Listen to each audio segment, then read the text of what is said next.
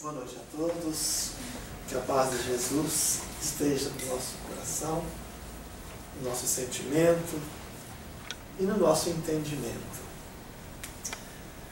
Na noite de hoje me coube falar sobre uma publicação da Federação Espírita do Rio Grande do Sul, a editora da Ferx, um livro que foi escrito por Fernando Worm, que nasceu em Guaíba, em 1929, que se intitula A Ponte. Esse livro trata dos diálogos com Chico Xavier. E esse nome Ponte é simbólico, porque Chico Xavier simboliza também uma ponte entre o mundo espiritual e o mundo físico, já que ele, embora encarnado, ele tinha um contato frequente e praticamente contínuo com o mundo dos espíritos.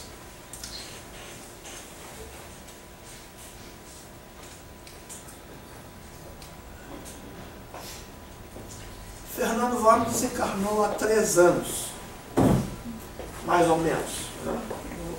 Não data certa não. Ele era jornalista profissional e no início da sua vida ele não tinha nenhum vínculo com a doutrina espírita. Ele se considerava praticamente um ateu, porque acreditava que a vida terminava com a morte física, que não havia nada além da morte física. Ele fundou uma instituição que hoje tem o nome de Lar Irmã Esther. Esther Worm era mãe de Fernando. Ele escreveu o livro de uma forma jornalística. Ele foi, através do contato com o Chico, ele foi conversou com o Chico para fazer perguntas, e através desse diálogo ele acabou publicando este livro, que vai nos trazer muitas informações importantes para a nossa vida. Este é o índice, né, o sumário. Então nós vamos ver os títulos dos capítulos, né? Da ciência de viver. Pensem no significado deste título. A porta estreita da mediunidade.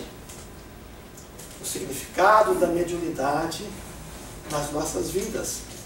Não fosse a mediunidade, não teríamos este livro, não teríamos muitos outros, e não teríamos o conhecimento da doutrina espírita, que foi transmitido pelos espíritos através da mediunidade.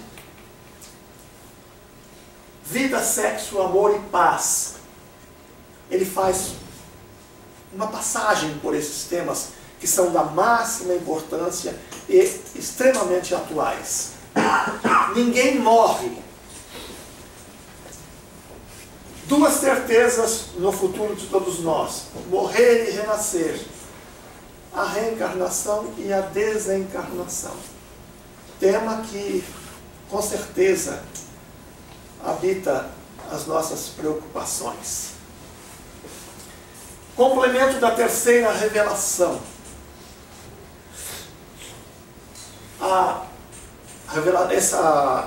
Isso significa que os livros espíritas, que nós já chamamos de obras complementares, que foram publicados após a codificação de Allan Kardec, principalmente os de Chico Xavier, que hoje já estão publicados mais de 400 livros pela mediunidade de Chico Xavier. Chico Xavier desencarnou em 2002, tendo nascido em 1910, portanto ele viveu 92 anos, com 75 anos de exercício praticamente contínuo da mediunidade. Esse exercício foi apenas interrompido temporariamente, foi diminuído de intensidade devido às múltiplas enfermidades que acometeram a Chico Xavier na sua existência física. E meio século em tempo de eternidade. Veja, esse livro foi escrito em 1977. Ele já teve uma publicação pela editora LAC, Livraria Allan Kardec, editora de São Paulo. Mas agora ele foi reeditado pela Federação Espírita do Rio Grande do Sul. Ele fala em meio século da mediunidade de Chico Xavier, porque ele está servindo em 1977. E Chico Xavier começou com o exercício da mediunidade dentro do contexto espírita em 1927. Portanto, com 17 anos de idade.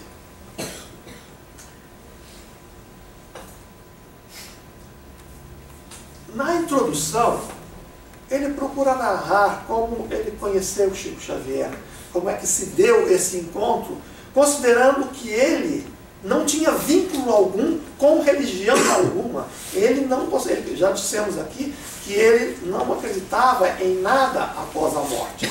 Portanto, ele vai tecer ali na introdução umas informações de como aconteceu esse processo para que ele viesse, inclusive, a escrever um livro.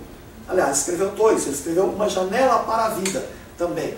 São 2 livros que ele tem, livros espíritas, todos os 2 editados pela Fergus. As perguntas e respostas são dirigidas a Chico Xavier, mas nós não sabemos até que ponto é Chico ou é Emmanuel que responde às questões. Algumas delas são taxativas. Emmanuel nos diz assim, assim, assim, assim. Tá? A resposta. Em outras, pode ser que sejam respostas dadas por Chico Xavier, naturalmente com a inspiração de Emmanuel, porque quase toda a atividade de Chico Xavier voltada para a divulgação da doutrina espírita, Emmanuel estava presente. E porque Emmanuel presidia, ele coordenava, ele organizava a mediunidade de Chico Xavier. Todos os outros autores que escreveram através de Chico Xavier, escreveram com a organização do contexto, sob a aprovação, digamos assim, de Emmanuel, que ele coordenava plenamente a atividade nos trabalhos de Chico Xavier. Ele tenta, neste livro, através do diálogo, descrever um pouco do mundo maior, ou seja, o mundo espiritual. Já que Chico Xavier, ele diz que Chico Xavier se movimenta o interexistente Francisco Cândido Xavier. O que significa interexistente? É que ele está existindo praticamente nos 2 planos. Ele tinha um contato com o mundo espiritual tão forte, tão definido, tão claro, que ele gravitava praticamente entre os 2 mundos. E nada melhor do que alguém como ele para nos trazer informações sobre o mundo espiritual. Diz que dia virá em que a ciência da humanidade descobrirá na obra dos Espíritos, psicografada pelo médium Xavier, um manancial fiel, transcendente e revelador, complementar da codificação. Nós vamos ter até um capítulo que trata dessa complementaridade da codificação, que é a consolação prometida pelo Cristo a jorrar incessantemente do mais alto em benefício de todos. Tá? Ele está aqui dizendo que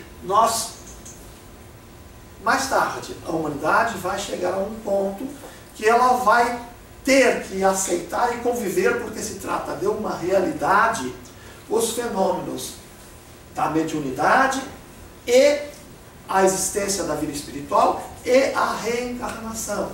Porque estes fenômenos, eles independem da doutrina espírita. A mediunidade, nós sabemos que ela existe desde que o ser inteligente existe. Não é? E se existe mediunidade desde que o ser inteligente existe, existe o mundo dos espíritos. Não é? E a mediunidade proporciona esta comunicação.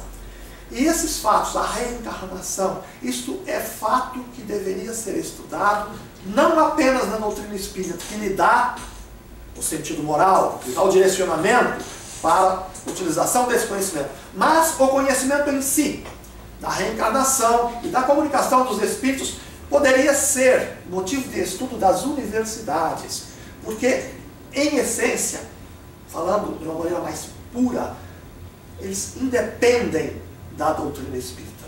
São fenômenos que estão na nossa vida independentemente da doutrina espírita ou não. Tanto é que eles já existiam muito antes de 1857, quando foi lançado o Livro dos Espíritos e foi, digamos assim, dado início ao que nós chamamos de doutrina espírita, ao que Allan Kardec denominou de espiritismo.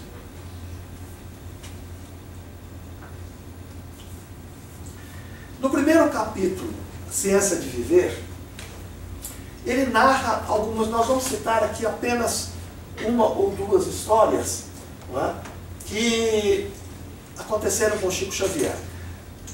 Fernando, ao contatar com o Chico, ele ficou sabendo no hotel que havia reuniões em que eram atendidas as pessoas nas sextas e nos sábados à noite. E ele então, como a mãe dele havia se referido, que a mãe dele era espírita, nós vamos ver mais adiante, não é? Havia referido, e ele já tinha ouvido falar pela imprensa de Chico Xavier, perguntou na portaria do hotel e informaram a ele que eles se reuniam e havia atendimento na sexta e no sábado à noite. Então ele foi até lá e teve um diálogo com o Chico Xavier, e até propôs, pediu ao Chico se ele poderia fazer a ele algumas perguntas. Ele estava interessado na época na questão da psicanálise, o estudo de Freud e outras coisas mais, já que era um jornalista interessado nessa área. Mas ele foi acompanhar o chamado culto evangélico no lar, que Chico Xavier faz nas casas das pessoas dos bairros mais simples. E lá, então, ele estava chegando e já uma mulher aflita acercou-se dele e disse: Chico, meu neto está para morrer. O que eu faço? Veja a resposta. Minha irmã, a prece fervorosa de uma avó por um neto necessitado arromba as portas do céu. Vejam o conteúdo que tem nesta frase. A força, né, uma prece fervorosa de uma avó, poderia ser de uma mãe, de um irmão, de um tio, mas o importante está que a prece era fervorosa. Era uma prece que tinha todo o ser colocado ali naquela oração. Estava implorando com todo o seu ser, com todo o seu sentimento, com todo o seu entendimento. E esta prece, ainda mais considerando os vínculos entre aquele que está necessitado e quem pede, eram muito próximos. Isso arromba as portas do céu. Significa que os espíritos recebem aquela prece com um pedido, uma súplica valiosa, e com certeza vão atender. Vão atender, talvez não da forma que nós esperamos que seja, mas da forma que, dentro da lei divina, é permitido atender. Muitas vezes nós achamos que uma cura rápida de uma doença é o melhor. Mas nós não conhecemos a profundidade de cada situação. Nós não conhecemos nada, nós não conhecemos sequer na nossa vida, dos nossos antecedentes, do nosso passado. Como é que nós vamos saber da estrutura emocional, das necessidades espirituais de uma outra pessoa? Então nós pedimos em favor daquela pessoa, que ela seja beneficiada, mas nós não podemos dizer a Jesus, a Deus e aos Espíritos o que fazer, porque melhor do que nós, eles sabem o que fazer. Mas é importante que a nossa oração tenha a força, tenha a convicção, tenha o fervor suficientes para sensibilizar o mundo espiritual, para que eles venham nos ajudar. Então, uma oração desse nível, ela arromba, ela abre as portas do céu, abre as portas do mundo espiritual para que ele venha em auxílio daquela criatura por quem nós estamos pedindo, por quem nós estamos rogando. Um outro caso, uma mulher jovem de aparência agitada veio ao seu encontro: Chico, estou com um espírito ruim encostado em mim, tira ele de mim. Chico disse: uai, gente, aquele mineiro, né? Chico era mineiro. Uai, gente, para que tirar o espírito? vamos evangelizar-nos todos com ele junto. Esse é o princípio da relação que a doutrina espírita faz quanto ao tratamento que se pode fazer aos espíritos em sofrimento. Nós, muitas vezes, achamos que estamos com alguma coisa que nos está incomodando e nós não sabemos o que é. Temos algumas sensações, alguns pensamentos, alguns sentimentos, alguma coisa que está diferente e que não é boa. Quando ela é boa, ótimo. Tá? Mas que não é boa. Então, já se definiu, mesmo, veja, mesmo para os materialistas, eles dizem, eu estou com um encosto. Mesmo os materialistas. Quer dizer, o materialista não era para admitir nada dessa natureza, né? Porque são materialistas graças a Deus, costuma-se dizer. Tá? Então, há um princípio de tirá-lo, como se aquele espírito estivesse fazendo um mal gratuito para nós. Mas quantas vezes nós temos vinculações negativas com esse espírito do passado? E se não temos, pelo menos afinamos em termos de pensamentos e sentimentos. As nossas vibrações, as nossas energias se compatibilizam com as desses espíritos, porque se não houvesse essa sintonia, não haveria esta influência negativa. Não seria possível que aquele espírito pudesse exercer uma influência tal que viesse a causar sofrimento e dor naquela criatura. É necessário que haja uma sintonia. Não é? Então, é importante que este espírito, que porventura esteja exercendo uma influência negativa sobre nós ou sobre qualquer pessoa, né, que ele seja tratado com carinho, que ele seja respeitado. Por quê? Porque nós não sabemos dos vínculos. Pode ser que, e normalmente, e muitas vezes acontece, eles têm dentro de uma percepção temporal uma causa. Aquele espírito ele me prejudicou em tal época, assim, assim, assim, assim. É claro que esses encontros vêm se fazendo já há mais tempo. E ora um é vítima, ora o outro é vítima. A vítima se transforma em algoz, o algoz se transforma em vítima, e vai seguindo até que se liberte esse círculo vicioso. E quando é que se vai libertar desse círculo vicioso?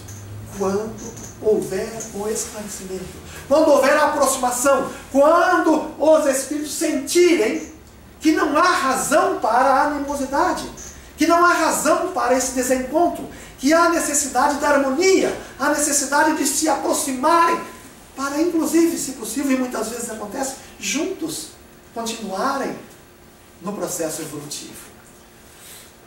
Mas este caso aqui é muito interessante. Na última casa visitada, quando eles estavam retornando, antes de retornar desse culto evangélico que eles fazem lá, uma senhora, eles foram visitar uma casa de uma senhora que tinha uma filha que era surda, muda, não é? E tinha outras deficiências, e que queria ficar sempre no colo da mãe dele. Ela já tinha 30 anos.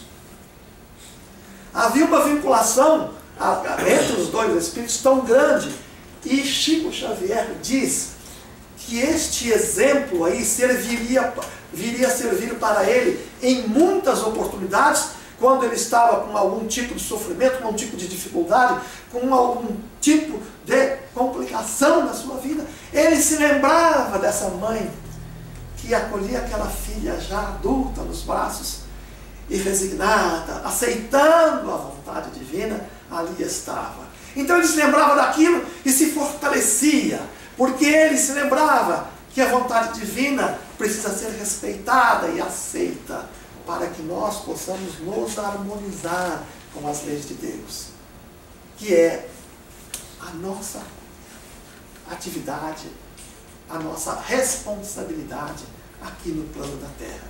É de cada vez nos harmonizarmos mais com as leis de Deus. E nós sabemos que as leis de Deus, a principal é de justiça, amor e caridade. É uma lei só, uma lei de justiça, amor e caridade. Então, nós vamos ver que nós temos que nos ajustar a essa lei. E este livro vai nos trazer algumas informações muito importantes neste caso, né? Nesse sentido. Porta estreita da mediunidade. Isso aí ele vai relatar. Primeiro vai ter um diálogo com o Luiz Antônio Gasparetto e também com a Zília Gasparetto, mas principalmente o Luiz Antônio, porque o Luiz Antônio foi ao Chico e lá em Uberaba, ele pintou inúmeros quadros, inclusive com os pés, né? E Toulouse-Lautrec, que é o orientador dessa mediunidade pictórica do Gasparetto, não é? Também teve um diálogo com o Chico Xavier, que está retratado ali no livro, não é? E o autor também, na sequência, faz uma porção de questionamentos e diálogos com o Chico Xavier sobre a questão da mediunidade. Eu li essa frase de Emmanuel e eu fiquei realmente bastante impressionado. Não temos aquilo que possuímos, e sim aquilo que damos. Que acima do que sabemos, valemos aquilo que somos. Que sobre a própria palavra devemos olhar as ações que criamos. Que além do que cremos, vale mais o que fazemos. E que finalmente em tudo quanto sofremos, guardemos a fé viva em Deus. Nós poderíamos praticamente falar um pouco sobre cada frase dessas. Não temos aquilo que possuímos, assim aquilo que damos. Porque o que nós damos é aquilo que nós temos em nossa intimidade, que faz parte de nós. Então, não é o que nós possuímos, vamos dizer assim, de material ou mesmo, é aquilo que nós realmente temos na nossa intimidade.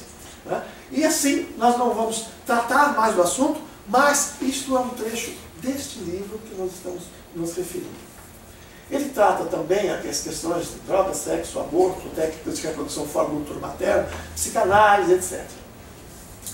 E essa pergunta aí que ele fez ao Chico, o Fernando fez ao Chico, né? Se ele achava possível que a medicina podia um dia inventar uma pílula do perdão, né? O Chico falou, mesmo que eles inventassem, ela não ia ter nenhum valor, porque perdão é uma coisa que vem, é um ato consciente que vem das engrenagens da alma. Não é uma coisa que possa vir do exterior. É uma conquista consciente do indivíduo, para que ele possa exercitar. É um valor que ele vai adquirir aos poucos, com a vida, percebendo a realidade das situações e a necessidade de se libertar de todas as mágoas e todas as vinculações negativas, exercitando então a compreensão e o perdão, para que haja harmonia nesta relação. Ninguém morre. Esse capítulo ele trata grande parte dos diálogos com a mãe dele 2 dias antes dela desencarnar. Ele, nós dissemos, era, até esse momento, ele disse semi-ateu. Tá? Porque ele não acreditava em nada após a morte. Então, nós colocamos aqui esta frase aqui: mãe, não entendo de religiões e menos ainda desse espiritismo em que te sustentas. Sei que por temor ao desconhecido que é a morte, ou por inconformadas vaidades de aspiração à imortalidade, ao longo do tempo os homens inventaram muitas crenças e superstições. Mas, na hora da grande verdade, que é o vazio da morte, de que me servirá crer nisso ou naquilo, ser deísta ou ateísta, se nenhuma força ou poder no universo pode evitar o inevitável fim de tudo? Nós podemos ver que ele, a esta época, né, ele foi ter o contato com o Chico Xavier 1 ano depois do desencarne da mãe dele. Então, nós vamos ver aí uma frase muito bem elaborada e muito clara, por inconformidades, inconformadas vaidades e aspirações. Realmente se criou muitas teorias que nós temos visto aí nos jornais de estudos científicos relativamente à questão espiritual. Aí são os diálogos com a mãe dele que fala de todas estas situações dela, porque ela, como espírita, vai transmitir a ele as noções da vida espiritual. E ela realmente conseguiu no leito do hospital, as pessoas iam visitá-la e ela confortava as pessoas, porque ela desviava o assunto para a problemática de quem estava visitando e não dela.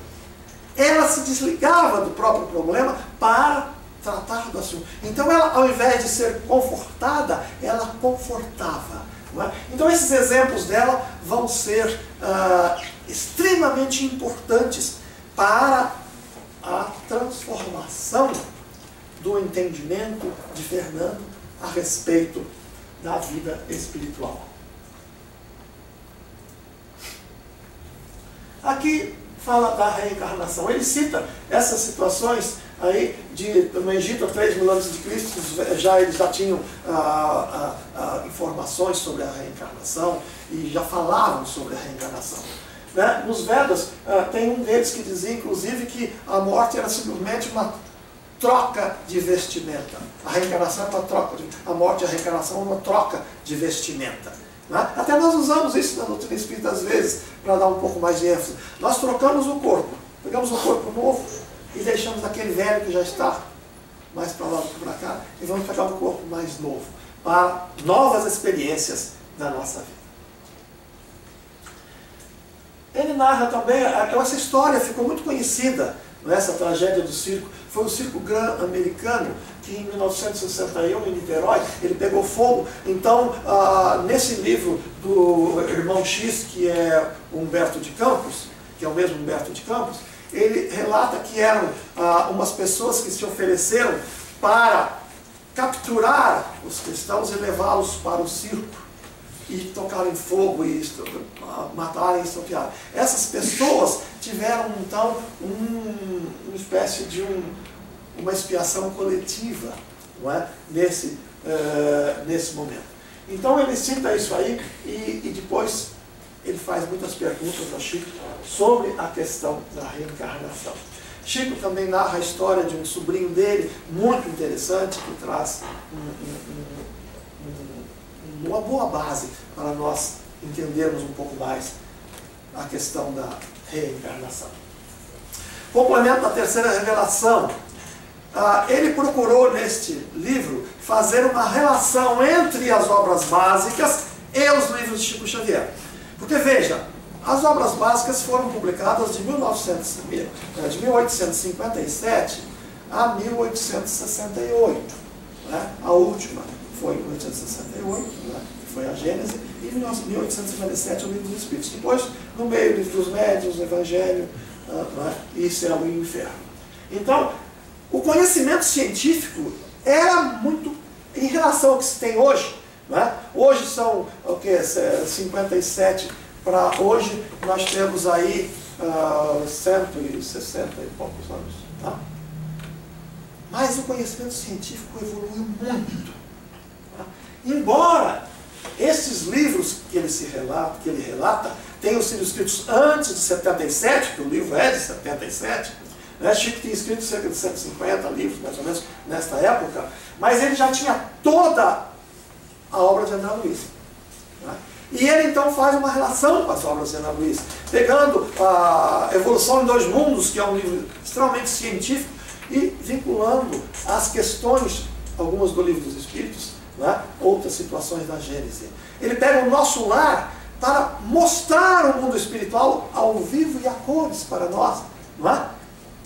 O que era, o que no Livro dos Espíritos, no Evangelho, falavam da vida espiritual, não é? Ele vem trazer um exemplo vivo através de Nosso Lar e outras obras. Né? Então, ele diz uma coisa muito interessante. A obra de Chico Xavier, muito antes de ser apenas extensiva confirmação de tudo quanto se contém na codificação kardecista, no fundo e na forma, constitui-se num extraordinário trabalho de uma equipe espiritual cujo claro e evidente objetivo é a complementação da terceira revelação, tal como foi prometido por Jesus.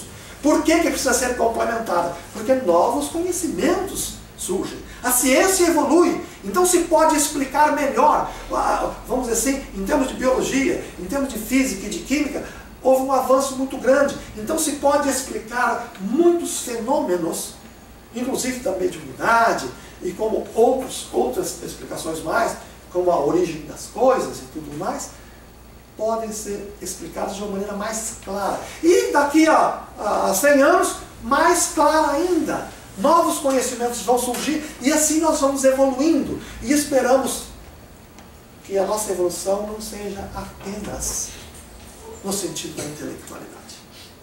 Que nós possamos aproveitar o conhecimento para nos adaptarmos para a transformação moral.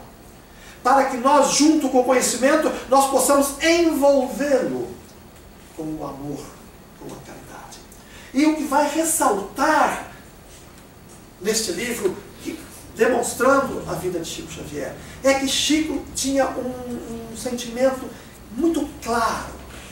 Ele dizia que todas as dificuldades da nossa vida, sejam elas quais forem, da gravidade que for, ela é um benefício que a bondade divina nos oferece, para que nós possamos exercitar a nossa capacidade de entendimento e a nossa capacidade de sentimento. Nós vamos ter ali, mesmo porque, quando se trata de relacionamento entre pessoas, quase sempre nós temos vinculações e algumas vezes nós fomos até em algum momento responsáveis por algum sofrimento àquela criatura. E é uma oportunidade divina que nos está sendo dada para nós nos reharmonizarmos. Está lá no Evangelho, reconcilia-te com o teu adversário enquanto estás a caminho com ele. Como nós não nos reconciliamos naquela encarnação, vamos ver se nessa nós nos reconciliamos. E a oportunidade é esta, nesses encontros, não é? E que a caridade, o sentimento de fraternidade, a vontade de ajudar, a vontade de levantar as criaturas, este é o exercício que nós temos que fazer na nossa vida para podermos voltar para o mundo espiritual e darmos conta da nossa administração e mostrarmos o que nós fizemos com os bens que Deus nos deu, que nós fizemos com aqueles dons que nos foram oferecidos, se nós os aproveitamos bem ou não. Nós temos que dar contas do que fizemos com todos esses valores que nós recebemos, todos esses dons, todas essas potencialidades. Este capítulo aqui é o último e ele trata apenas de perguntas ao Chico Xavier e alguns esclarecimentos sobre as experiências dele nesses 50 anos. Então, ele vai narrar a questão dos sonhos que ele tinha, como é que eram os sonhos, se ele se lembrava, se não se lembrava, e muitas outras coisas mais, as doenças, as experiências e tudo mais. Mas o importante mesmo, nós já tínhamos dito deste livro, é que ele nos traz esse aspecto da personalidade de Chico Xavier, que é o de encarar as dificuldades como oportunidades. De encarar aquilo que aparentemente é um problema, é uma causa de dor, de sofrimento, de dificuldade, transformá-lo numa oportunidade de reajuste, de reacerto, para que nós possamos cada vez mais irmos eliminando as nossas vinculações negativas do passado. Porque nós sabemos que nós só vamos encontrar a paz quando nós alcançarmos a nossa redenção.